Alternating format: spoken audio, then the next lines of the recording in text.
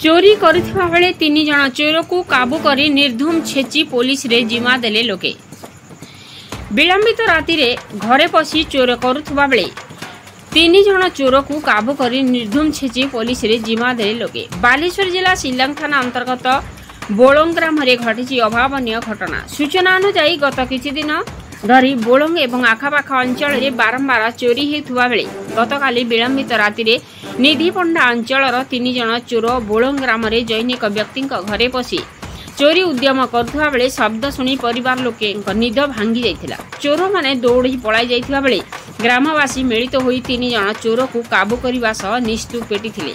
खबर पाई सिलांग पुलिस घटनास्थल में पहुंची 3 जन चोर को उद्धार कर थाना रे अटक रखी अधिक तदंत जारी रखिछि। जगत कुमार गिरी का रिपोर्ट मसीहा न्यूज।